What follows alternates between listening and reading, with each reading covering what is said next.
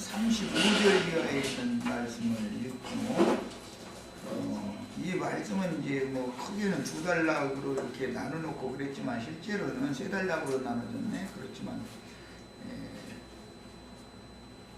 하나님의 자녀들인 형제들과 그 다음에 이방인인 종들, 그 형제와 종의 관계를 제시하는 것이 35절에서 55절까지 그 내용이에요. 그걸 이제 마음에 담아두시고 같이 읽어봅니다. 네 형제가 가난하게 되어, 여기 네 형제가 이 말은 이스라엘 백성들 중에 누가 그 말이에요. 가난하게 되어 빈손으로 네 곁에 있거든 너는 그를 도와 거류민이나 동거인처럼 너와 함께 생활하게 하되. 그런데 이거 반대로 했죠. 율법을 지키니까 민수기 5장 율법을 지키느라고 문둥이 뭐 유출병자 뭐 여러 가지 어떤 거기 들면은 쫓아내라고 돼 있었기 때문에 어떤 데를 율법을 똑같은 율법인데도 어디 보면은 너희와 함께 하면 안 된다고도 돼 있고 집 밖으로 출입시키라고 돼 있죠. 또 어떤 데 보면은 함께 하라고 돼 있어. 그래서 이제 여기 보면 네 형제가 가난하게 되어, 이건 심령이 가난하고 마음이 낮아진 사람들이니까 세리와 창조하고 죄인들로 대표되는 거예요. 이 사람들은 빈손이다 그랬는데 이 사람들은 하나님 앞에 드릴 것이 문자대로 재물이 없는 사람들인 것도 그렇지만 하나님의 말씀을 들을 기회가 없는 상태는 가난한 걸로 보는 거예요. 성경에서는 하나님의 말씀이 많으면 부자인 거예요. 이제 성경이 이렇게 보는 거예요. 그런데 하나님의 말씀이 양면성이 있다는 것이죠. 생명으로 아느냐, 의문의 지식에 따라서, 의문에 따라서 아느냐, 현학을 아는 지식으로 성경을 아느냐, 생명으로 아느냐, 이제 이게 이제 차이가 있기 때문에 하는 말이에요. 여기는 형제가 가난해져 있는 경우를 지금 시작하고 있어요. 너는 그에게, 누구죠? 가난한 형제에게 이제 그 말이죠. 이자를 받지 말고 내 하나님을 경외하며 네 형제로 너와 함께 생활하게 할 것인즉, 함께 생활하게 라는 말은 신앙 공동체 생활을 같이 해라. 지금 사실은 이걸 말하는 거예요.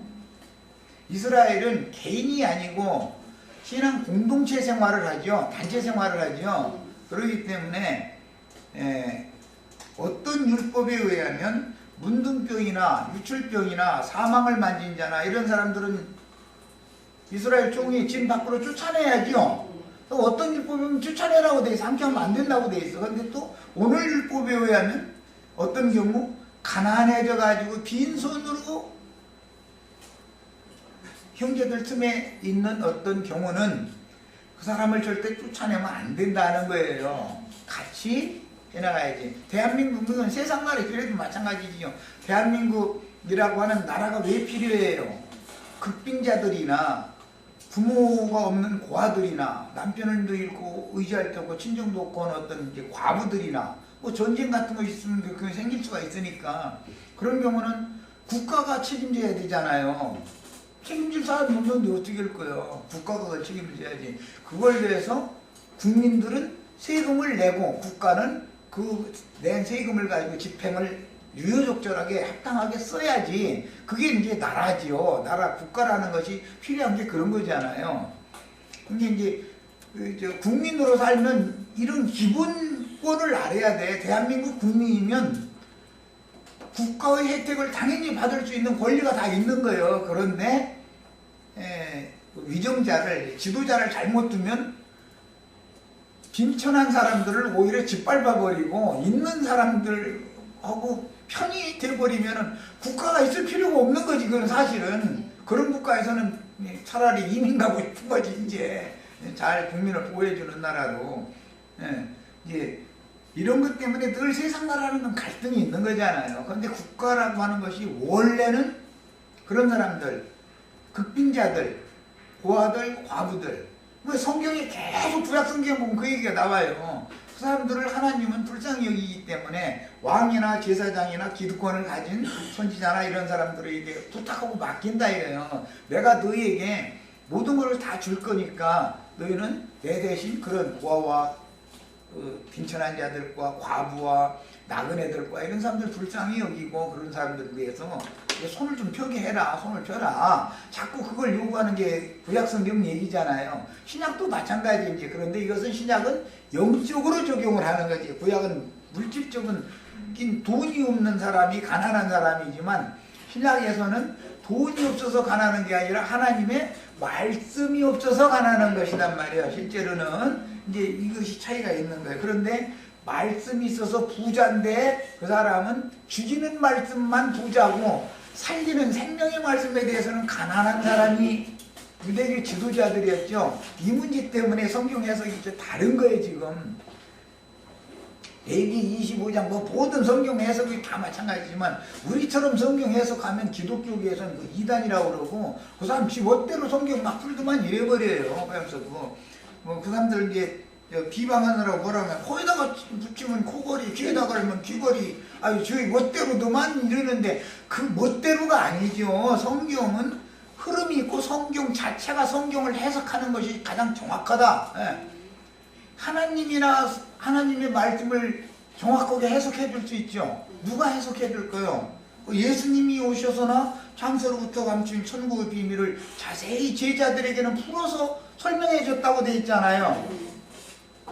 그러나 군중들에게는 비유로만 말해버린다는 거예요. 그리고 유대인들에게는 심판의 말씀을 그냥 벗어버리는 것이지 비유고 뭐도 없어. 유대교 지도자들한테는 그냥 어차피 안 듣는 사람들이니까. 그 사람들은 예수님이 그래서 바리새인과 하는 얘기가 있고 제자와 하는 얘기가 있고 어떤 뭐 가난한 사람 누구와 또 하는 얘기가 있고 이 신약 성경을 읽을 때도 누구에게 말씀하셨나 상대방이 굉장히 중요한 거죠. 똑같은 말을 해도 자기 부인한테 하는 말과 지나가는 아주머니한테 하는 말이 같으면 안 되죠. 그렇잖아요. 자기 부인한테 하는 말과 지나가는 어떤 남의 여자한테 자기 부인한테 하는 말을 그렇게 하면 안 되잖아. 하나님도 상대방에 따라서 말을 달리하신다 이런 말이에요. 그러니까 성경을 해석을 해야 되는 거예요. 문자대로 신학적으로 뭐 문법으로 이렇게 해서 맞는 게 아닌 거예요. 그게 때에 따라서 상황에 따라서 말씀이 자꾸 똑같은 단어를 사용을 하지만 달리 적용을 하시기 때문에 그래서 성경이 성경 자체를 해석하는 거기 때문에 성경을 무조건 부지런히 읽으셔야 돼. 하여튼 제일 진짜로 영적으로 생명 안에서의 풍요 부자가 되고 싶으면 성경을 그냥 끊임없이 읽어야 돼. 다른 방법이 없어. 성경 내용을 다 알아야만 이게 가능하니까 말이야. 자, 그런데 세상 사람들은 그냥 공부 몇 년 해가지고 그야말로 그들이 얘기하는 것처럼 그게 심플한 거라고 그러는데 그게 심플한 게 아니라 무지해지는 거예요. 사실은 그게 교만해지는 것이고 그렇게 해서 되는 게 아니야. 자, 그 다음에 이자를 받지 말고 꿔줘라. 그러면 이스라엘 사람들은 문자대로 자기 동족에게는 이식을 취할 수 없어요. 돈을 빌려줘도. 그런데 안식년, 면제년, 희년 제도를 두면 내년이 안식년이요. 그럼 부자한테 돈 좀 빌려달라고 하면 돈 쉽게 빌려줘요? 더 안 빌려줘요? 내년 1년 지나면 면제니 그냥 그거 못 받아. 그냥 이 사람이 빌려가서 그 1년 내에 갚으면 다행인데 1년 내에 갚겠다고 빌리러 오지 다. 그런데 이래저래 힘들다고 어디 피해 다니고 어쩌고 하다가 1년이 딱 돼버려서 면제년이 와버려서 그럼 면제 해줘버려야 돼. 그러면 문자대 해석하면 이런 문제가 발생한다 이런 말이야. 유대인의 율법대로 하자면 가난한 자가 더 가난해지지 이제. 예, 문자대로는 이렇게 되는 거예요. 그래서 성경이 말하고자 하는 의도를 찾아내야 된다 말이야. 말하고자 하는 의도가 있는 거죠. 이자를 받지 말아라. 그 말은 이제 너희가 값없이 팔렸으니 값없이 속량되라. 예수님이 대가 받고서 말씀 전하는 게 아니죠. 내가 너에게 거저 줬으니 너희도 나가서 거저 줘라. 무슨 이자 누려하려고 말씀 전하는 거 아니죠. 그런데 말씀을 맡은 종들 보고는 이자 내놓으라고 그러죠. 또 5달란트 받은 사람은 5달란트 내놓으라고 그러고 2달란트 받으면 2달란트 내놓으라고 그러고 1달란트 받은 사람 1달란트 더 내놔라 그러잖아요. 그러니까 언제는 이자를 받으면 안 된다고 그러고 언제는 또 이자 내놔라 그러니까 이게 그래서 코에다 걸으면 코걸이 귀에다 걸으면 귀걸이가 되면 성경이라는 게 언제나 양면이 있기 때문에 말하고자 하는 의도가 있어서 전도는 열심히 해야 된다. 주님께 말씀을 거저 얻었으면 전도는 열심히 해서 영혼들을 주님께로 중매를 하는 일은 해야 된다 이거예요. 그런 때는 이자 내라 그러는 거예요. 이제 또 거기서는 너 왜 이자 안 내고 1달란트 받은 거 땅속에다 파묻었다가 1달란트 도로 내놨어 이놈아. 그러면서 아니 그냥 1달란트 잘 보관만 했어도 너 수고했다 그래야 되는데 그게 아니고 이 수족을 결박해서 바꿔 얻은데 쫓아내라 이러잖아. 그러니까 꼭 전도하셔야 돼. 최소한 한 명은 전도하셔야 돼. 그러니까 나 한 명은 주님이 건져주셨으면 나도 한 명은 전도를 해야 되는 거 아니야. 그야말로 1달란트 받아서 1달란트는 이자로 내놔야 되는 거니까. 예, 영적 적용에 가서 이렇게 달라지는 것이다라는 거예요. 그런데 유대인들 보고 이렇게 이자를 받지 말고 형제에게 손을 펴라. 면전이 가까웠다고, 희년이 가까웠다고 손을 움키고 꼭 필요한 사람에게 손을 움켜버리고 있으면 그 사람 그냥 죽어야 되지 않냐 이거요. 10번 말씀이 차라리 없는 게 낫지. 그렇게 되면은 이자 그냥 받아라 그러면은 이자 받을 욕심으로라도 꿔줄 거 아니야. 그런데 아니 내년이 희년인데 돈 좀 빌려달라고 그러면은 그냥 빌려주겠냐고. 그냥 내년에 꽁으로 그냥 다 모든 걸 이렇게 물러줘야 되는데. 그래서 성경을 해석할 때는 말하고자 하는 의도를 파악하는 게 이렇게 중요한 거다. 똑같은 단어로 구성이 되어 있거든. 이런 것이 이자를 뭐 받으라고 할 때나 받지 말라고 할 때나 뭐 이렇거든. 어떤 때는 종을 삼으라겠다. 어떤 때는 종을 삼지 말라겠다. 예. 아니 그럼 종을 삼으라는 거예요? 삼지 말라는 거 어떻게 하라는 거예요? 문자대로만 보면은 얼마나 어려워요. 그런데 마귀의 종이 되지 말고 그리스도의 종이 되어라. 이제 이렇게 해석을 할 때는 그렇게 한다. 문자로 와서는 해석이 안 되는 얘기죠, 이게. 이런 이치를 하셔야 되겠어요. 자, 그러니까 이것은 이제 동족에게는 말씀을 값없이 주는 거예요. 그러나 이방인에게는 이제 이자를 받을 수 있고, 그 다음에 종을로 사서 종으로 부릴 수도 있어요. 그러나 동족은 절대 종으로는 삼지 못하는 거예요. 그 율법이요. 이게 어떨 때는 동족은 종으로 삼지 말라고 그랬는데 6년 동안은 또 종으로 삼으라 또 이런 말씀도 나오죠. 저 7년이 되면은 해방시켜주고, 아니 종을 삼으라는 거예요? 삼지 말라는 거 어떻게 하라는 거예요? 이 성경이라는 게 늘 이렇게 감춰 있는 그 은어 형식으로 돼 있어서 여기에 이런 말이 있고 저기에 저런 말이 있고 이렇게 감춰놔둬 버리는 거예요. 이게 하나님이 지혜예요. 사실은 교만한 자들을 그냥 넘어지게 만들려고 무언가에 딱 붙잡혀서 6년 동안 종 삼으라고 그랬는데 그것만 주장하면 안 되죠. 다른 데는 네 동족이면 절대로 종을 삼으면 되지 않는다. 안 된다. 면전에는 해방시켜줘야 되고 희년에는 풀어줘야 된다. 그러니까 근본적으로 신분 자체가 종은 아니다 이거예요. 거류민이나 그 동거하는 사람처럼 자유자의 신분으로서 같이 거하게 해야 된다 이거예요. 동족이면 히브리인이면은 그런 말이에요. 그러니까 이 흐름을 잘 이해하셔야 돼요. 자, 그 다음에 37절 이하 봅니다. 너는 그에게 이자를 위하여 돈을 구워주지 말고, 그에게 누구죠? 네 형제가 가난하게 되어 빈손으로 내 곁에 있는 경우, 지금 그 말이에요. 그런 경우는 이자 받을 목적으로 꿔주지 말아라. 그 다음에 이익을 위하여 내 양식을 꿔주지 말아라. 뭐 돈이나 양식이라는 건 말씀을 말하는 거예요. 전부. 나는 너희의 하나님이 되며 또 가나안 땅을 너희에게 주려고. 이 가나안 땅은 약속의 땅이다 그러고 이제 아브라함 자손에게나 이 말씀이 해당이 되죠. 아담 자손은 가나안 땅을 기업으로 주는 약속이 없잖아요. 그냥 그 저주받은 땅에서 수고해서 일을 해라 라고만 돼 있지.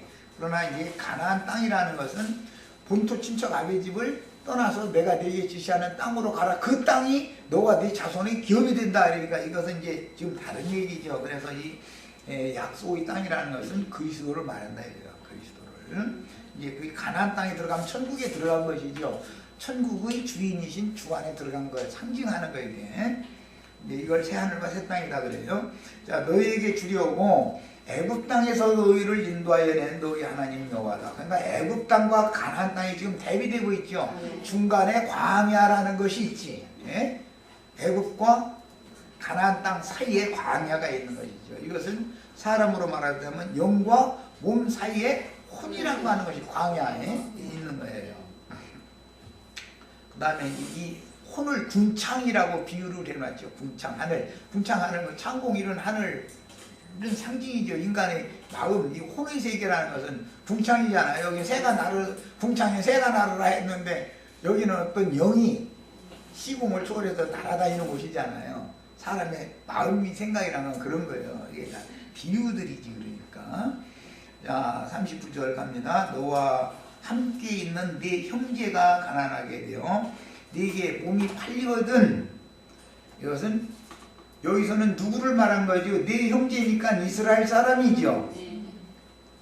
자, 이 대표자는 야곱이었죠. 야곱이 자기 처갓집에 가서 외삼촌한테 종살이하잖아요.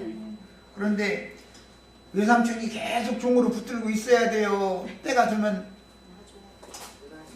자기 고향으로 돌아가라고 놔줘야 돼요. 야곱만 놔주는 게 아니라 저희 딸까지, 저희 손자까지 다 데리고 가게 만들어줘야 돼.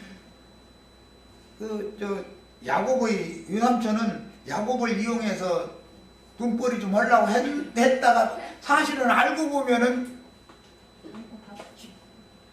딸들, 손자들, 또 우양들 아주 다 줘버려. 다 가게 한 거 아니야. 다 자유자가 되게 해준 거 아니야. 예. 언제든지 사로잡을 때가 있으면 풀 때가 있는 거예요. 이것이 성경 이야기이기 때문에 히브리인들의 율법 정신을 아셔야 돼. 왜 이런 말이 나왔는지. 자, 몸이 팔리거든 너는 그를 어떻게 하라고요? 종으로 부리지를 말아라. 다만 품꾼으로 동고인과 같이 함께 있게 하여 희년까지 너를 섬기게 해라. 이제 뭐 쉽게 말하자면 나두간 형제에게 우리 형제 자매님들을 이렇게 맡겼는데 우리 형제 자매님들은 나두간 형제의 종이 아니죠.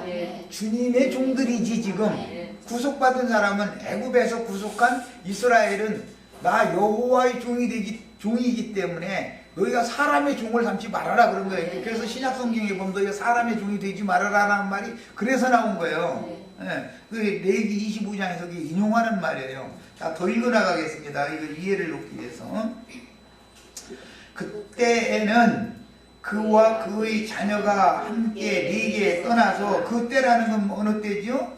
면제년이나 희년을 말하는 거예요. 근데 여기서는 특히 희년을 지금 말하고 있기 때문에 희년이 되면 그와 그의 자녀까지 함께 다 네게서 떠나가게 해야 된다. 라반이 자기 딸과 자기 손녀들까지, 야곱까지 다 떠나가게 해줬죠. 자유자가. 하나님이 그거 하시기 때문에 할 수 없어. 그거는 그 일자로는 야곱 평생 데리고서 이게 중으로 부려먹고, 기업은 자기 아들한테 주고, 딸이니까 출가회인이 뭐 달라고 그래 이렇게 하고 싶은데 그렇게 안 되는 거예요. 그게 딸은 딸의 몫이 있어. 그래가지고 하나님이 다 챙겨줘 버려. 야곱이 우양 때 데리고 나온 것이 야곱이 처갓집 거였지 원래. 하나님이 다 알아서 저희 아들한테만 주려고 그러니까 아나공권 이놈아, 이만 데려오게 이놈아, 딸들한테도 줘야지 해가지고서 딱 하나님이 알아서 준 거예요. 그게 이렇게 한단 말이죠. 그래가지고 그때에는 그와 그의 자녀가 함께 네게서 떠나 그의 가족과 그의 조상의 기업으로 돌아가게 하라. 야곱이 이렇게 됐죠. 아버지 조상 야곱의 아버지 할아버지의 기업으로 돌아왔죠. 바단 아람에 가서 종살이 하다가 이제 그 상징이요 이것이. 그들은 내가 애굽 땅에서 인도하여 낸, 줄쳐놓습니다. 그들은 누구예요? 이스라엘 형제들이죠. 가나안에서 빈손이 돼가지고 어떤 부한 사람 곁에 같이 산다. 우리 지체들이 뭐 예를 들어서 성경 말씀 나보다 더 많이 하려면 여기 와서 뭐 같이 살자고 할 필요 없죠. 나는 가진 것이 없는 빈손이다, 가난한 사람이다 하니까, 그래서 가난한 자들에게만 복음이 전파되는 거예요. 그래서 그러니까 이제 같이 살자고 하면 같이 살아야 되는 것인데, 문자대로 가난한 사람들을 가려내 가지고서 저 뒤에 앉든지 내 다음부터 사실 안 왔으면 좋겠어, 뭐 그 말이야 그렇게 할 수 없지만 또 이러더니 그러면 안 되는 거죠. 문자대로 하자면. 그런데 다 주님께서 이스라엘 백성들은 그들은 내가 애굽 땅에서 인도하여 낸 내 종들이기 때문에 사람이 종으로 삼으면 안 된다 이 얘기하는 거예요. 지금 뭔 말인지 충분히 아셨죠? 요 구절 줄쳐놓고 맨 뒷구절 다시 보겠습니다. 55절 봅니다. 이스라엘 자손은 나의 종들이 됨이라. 그들은 내가 애굽 땅에서 인도하여 낸 내 종이요 나는 너희 하나님 여호와니라. 그래서 세상의 종이 아니고 죄의 종이 아니고 그리스도의 종이 다 되어야 된다 이래요. 구속받은 사람들은 하나님 자신의 종이기 때문에 사람이 사람을 종으로 삼으면 안 된다 이거예요. 그런데 큰 예배당 목사님들은 거기서 신앙생활하면 그 목사님 종으로 나눌 수가 없죠. 스스로 종 되는 걸 그렇게 원해 거기서는. 그리고 또 그렇게 만드는 재주가 있어. 그 이제 보면은 그 율법에 따라서 이 귀를 문설주에다 이렇게 대고서 속옷으로 귓구멍 뚫어가지고 여기다 종 표시를 이렇게 매달고 다니는 거는 히브리인들은 종들은 그렇게 하는 거거든. 그런데 귓구멍 뚫어가지고 종 반지를 여기다 이제 귀고리를 딱 채워놓으면은 그 사람은 그 주인의 종으로서 평생 종으로 사는 거예요. 이게 그 사람이 장가 들어도 이제 이게 시종이다 그래가지고 이 장가 들어서 또 아들을 낳든 딸을 낳든 다 그 종만 낳는 거예요. 그게 이제 율법이요. 그래서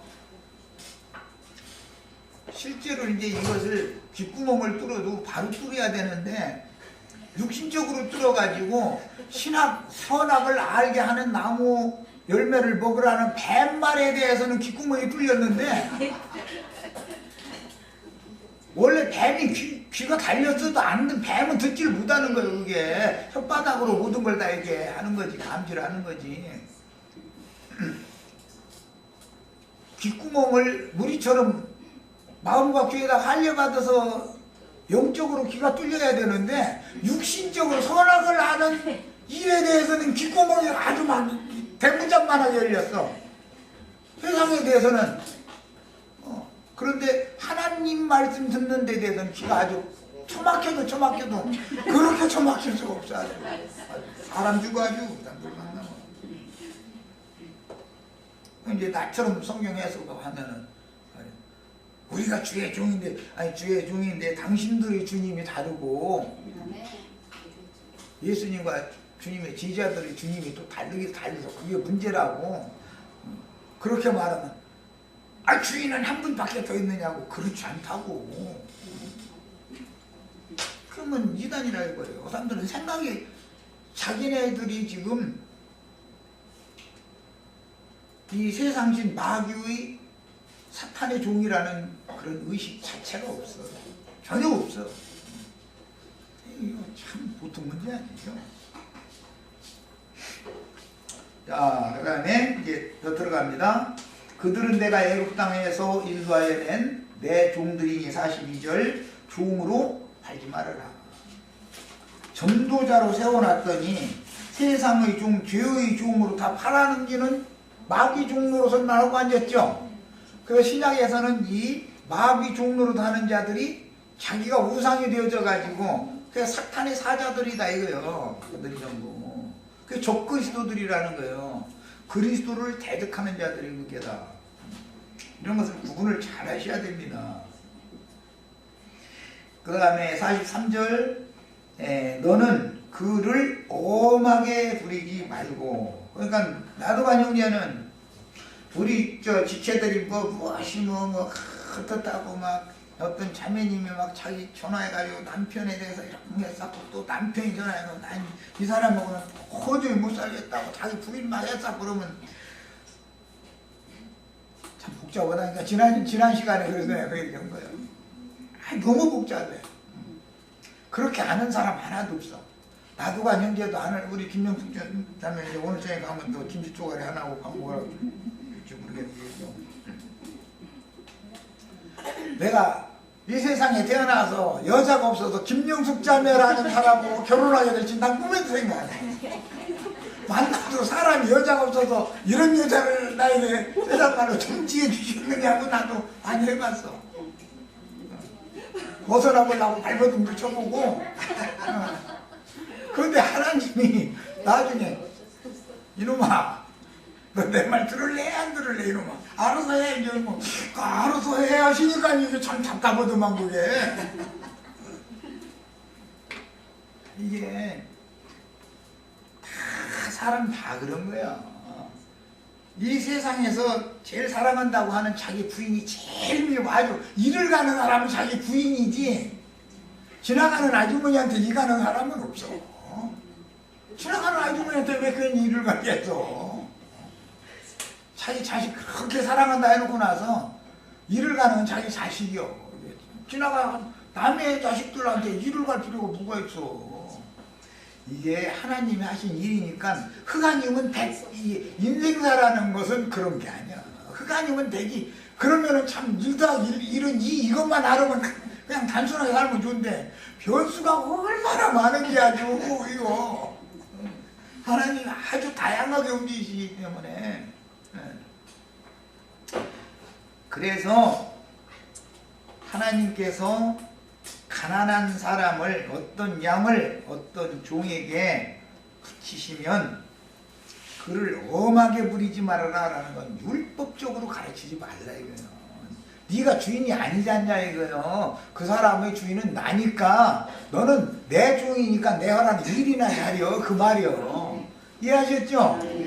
그런데 큰 교회라고 하는 데를 가면은 성격으로 둘린 곳에 가면은 그 사람이 주인 노릇이요.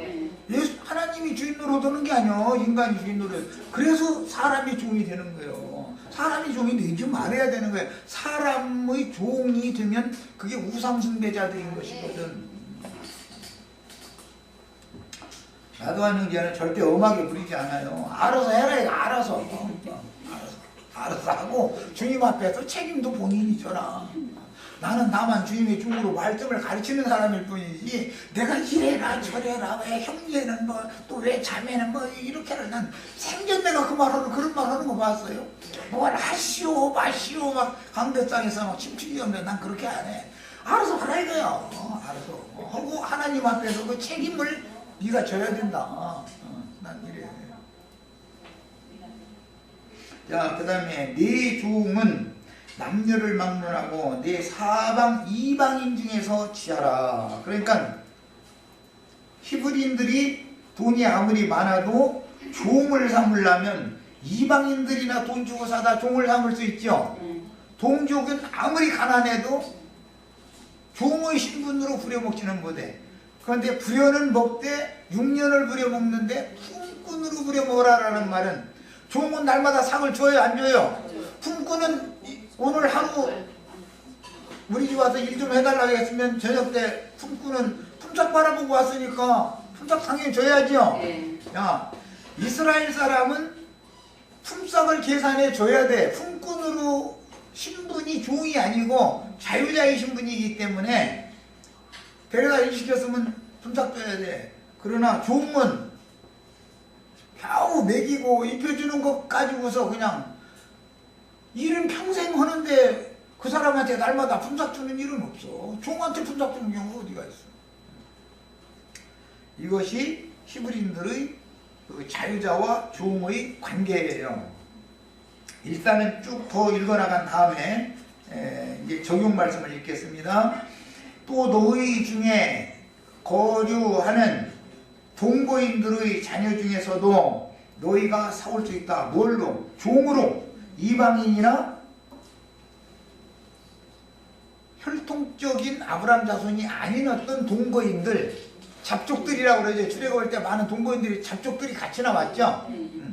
그런 사람들한테서는 완전히 이방인이거나 그 잡족들한테서는 돈을 주고 사다가 종 문서를 딱 만드는 거예요. 그리고 일곱인을 딱 치는 거예요. 그럼 그 사람은 그 주인이 종 문서를 내주고 불사르거나 찢어버리고 너는 자유자다라고 해주기 전에는 절대 자유를 얻을 수 없는 거예요. 그게 이제 그때 당시의 종 제도였어요. 헬라 해가면서 둘러스 막 해가면서 막 또 이것도 이제 종 얘기하면 또 정신없어. 아주 얼마나 아는 지식들이 많은지. 종이라는 것이 우리는 위로부터 나면 자동적으로 구속받은 애굽에서 구속하신 하나님의 백성들은 하나님의 종이죠. 우리는 그리스도의 종이지 절대로 사람이 종이 될 수가 없는 거예요. 다만 그가 가난해져 가지고 어떤 목자에게 가서 하나님이 맡겨 놓으셨으면 거기 가서 품삯 받으러 품팔러 간 것이지 종의 신분으로 간 건 아니다 이거예요. 그 사람 종로로 우리 형제 자매님도 나도간 형제 종로로 살라고 온 건 아니죠.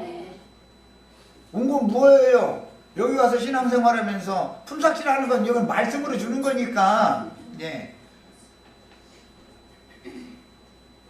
자기를 위해서 말씀 취하러 온 것이지 종살이하러 온 게 아니잖아요. 그 말이란 말이야.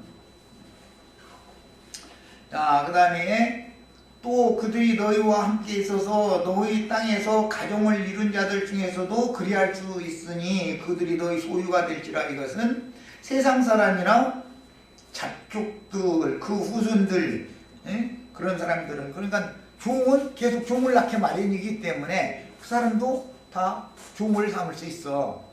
다만 이제 왜냐하면 시종이 나면 전부 시종이 가정을 이루어도 어차피 다 종들이기 때문에 너희는 그들을 너희 후손에게 기업으로, 시종은 자기 자식의 종으로 또 줄 수 있다 그 말이에요 지금.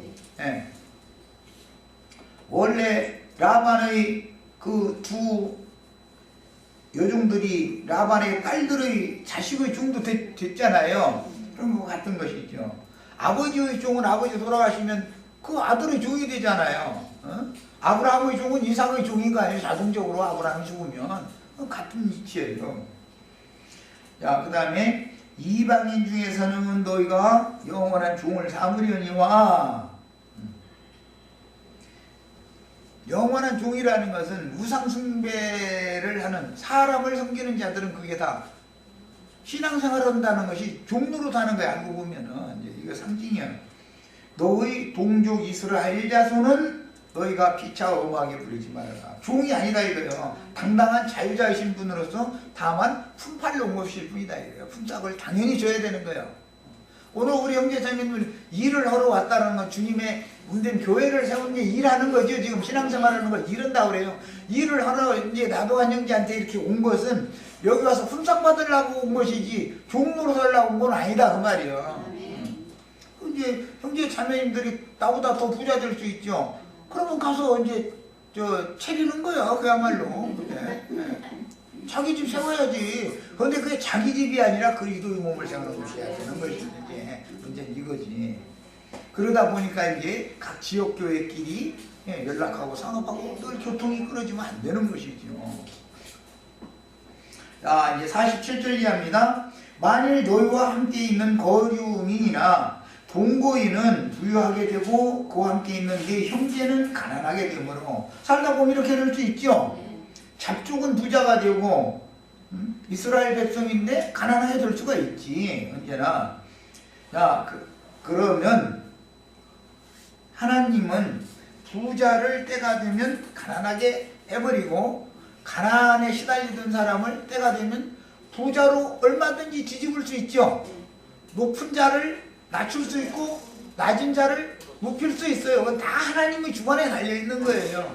언제까지 그냥 신년이 되면 다 이렇게 된다 이거예요. 신년이 되면 가난한 자도 부자가 되는 거고 낮은 자도 높은 자가 되는 거예요. 신년이 되면.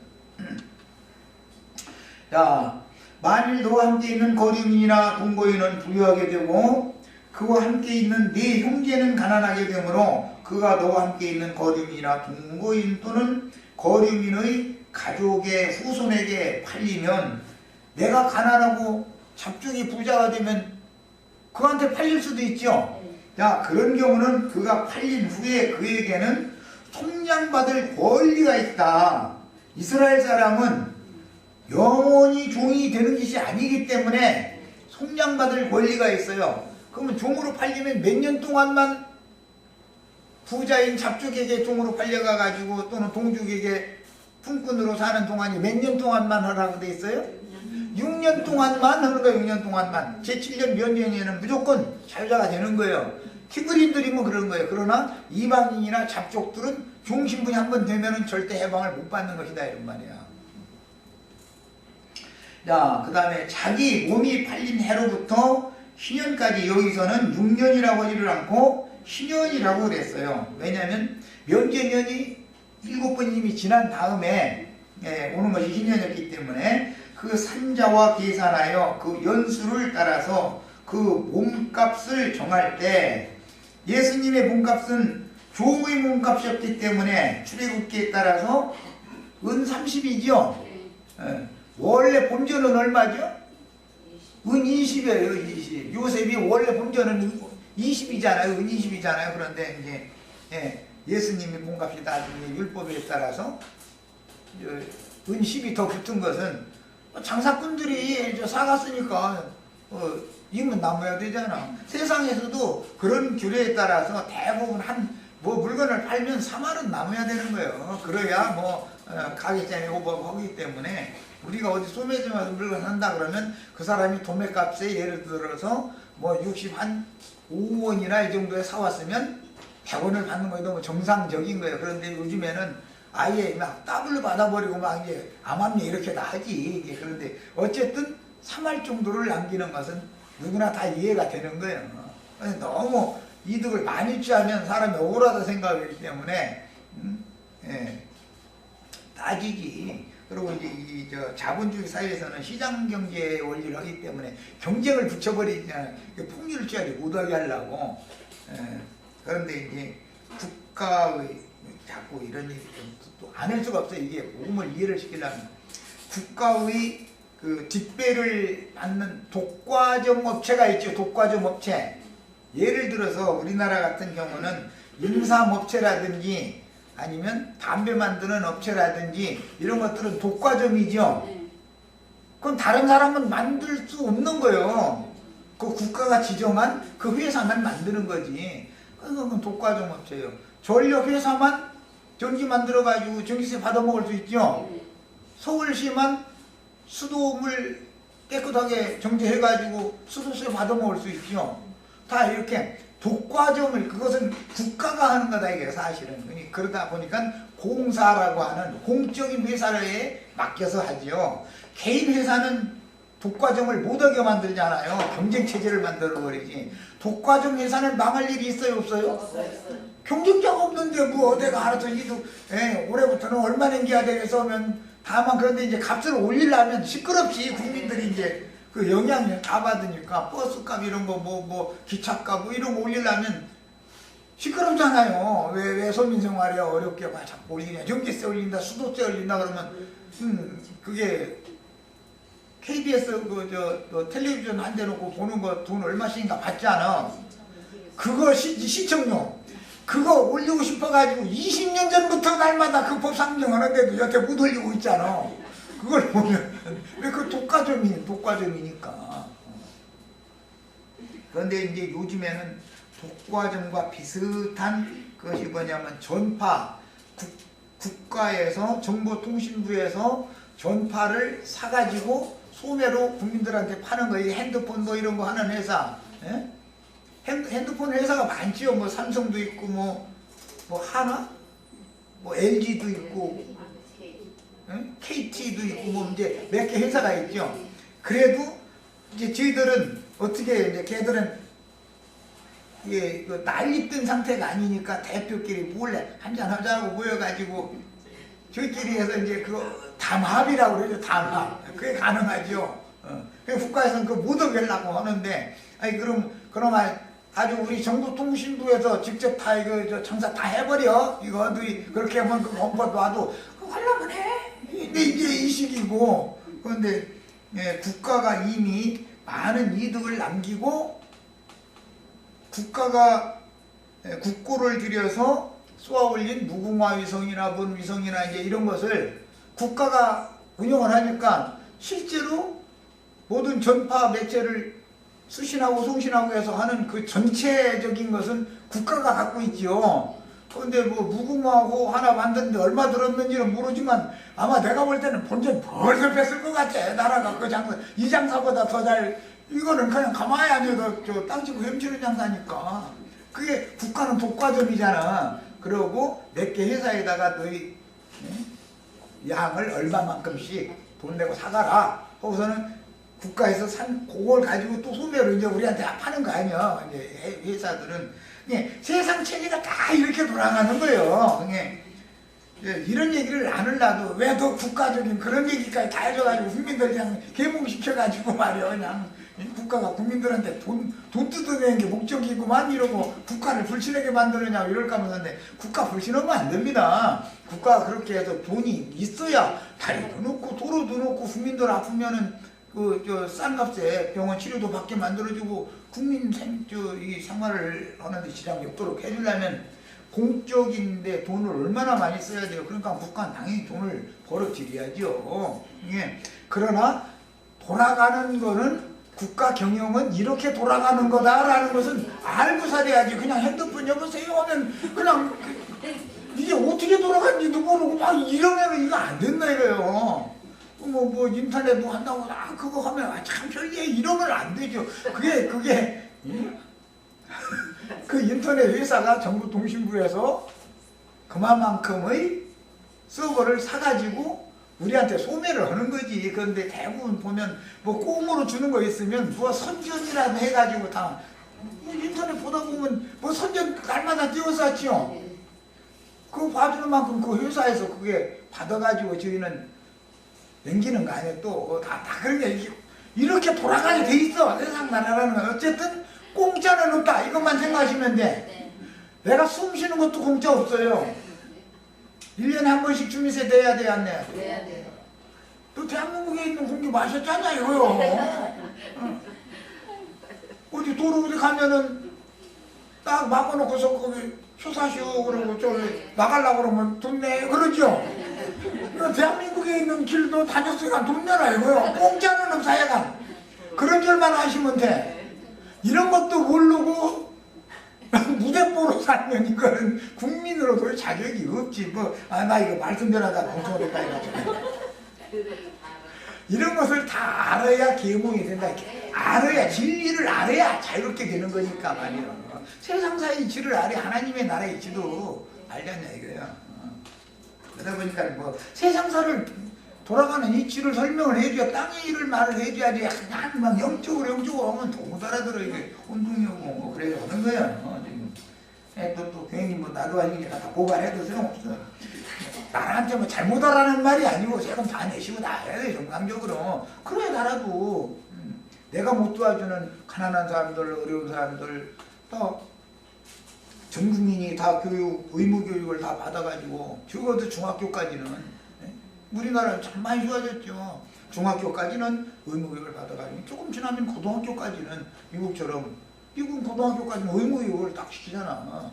그래서 성인이 되게 만들어서 나가서 생활하는 하는 지장이 없게 이렇게 이게 다 국가가 맡아서 해야지 개인이 그런 이 큰 일을 어떻게 해나갈 거냔 말이야. 어이 큰일 나네. 오늘 여기 그냥 읽고 마칩니다. 그러면은 자 49절 이하에서 55절까지 그냥 읽겠습니다. 또는 그의 삼촌이나 그의 삼촌의 아들이 삼촌의 아들은 사촌이에요. 그를 속량하거나 왜 거류민이나 동거인에게 히브리인이 팔린 경우는 동족이 당연히 가서 속량을 해줘야 된다는 거예요. 그 사람 스스로는 못 갚고 나오니까 빚을 갚을 수가 없으니까 몸값을 바꾸서 팔려갔을 거 아니야. 옛날에 난 이거 참 너무 잘 알아. 옛날엔 세경 받는다고 했어. 세경 1년씩 이렇게 가서 남의 집 그리고 이제 애들은 가서 그냥 다른 아이는 부엌 살림하는 거 도와주는 그냥 목구멍 하나 이제 덜으려고 이렇게 부잣집을 보내는 거예요. 남자는 15살밖에 안 먹었는데도 가서 잔심부름이라도 해주고 굶어 죽지 않게 하려고 부잣집에 이렇게 보내고. 그래서 이제 아이들은 세경도 없었고 장정 이상 어른이 돼야지 세경을 주는 건데, 그런 경우 친족이 와서 이스라엘 사람들이라면은 날마다 남의 집에 가서 세경만 받고 종사를 하지 말고 종의 몸값을 지불을 해주고 그 사람이 원래 기업으로 받은 땅을 물려줘가지고 네 집 농사 네가 해서 이제는 살아라 하고 이걸 풀어줘야 된다 이거예요. 이게 히브리인들의 특징이에요. 그러나 이방인들에게서는 그런 게 없죠. 이방인들은 그 얘기예요. 자, 그 다음에 만일 희년까지 남은 해가 적으면 그 사람과 계산하여 그 연수대로 속량하는 그 값을 그에게 도로줄지며 주인은 그를 매년의 싹군과 같이 여기고 네 목전에서 엄하게 부리지 말아라. 싹군이라는 말은 품꾼이라는 말이죠. 품삯을 위해서 품팔러 온 사람이지 종은 아니다. 신분은 종의 신분과 자유의 신분 다르죠. 자, 그 다음에 속량되지 못하면 신년에 이르러 그와 그의 자녀가 자유하리니. 이거 이제 로마서 8장은 이미 미리 했어요. 이스라엘 자손은 나의 종들이 됨이라. 그들은 내가 애굽 땅에서 인도하여 낸 내 종이요 나는 너희 하나님 여호와니라. 이스라엘 백성은 사람이 종이 될 수 없어요. 하나님이 종이기 때문에 이미. 자, 여기까지 두 번째 시간 마칩니다.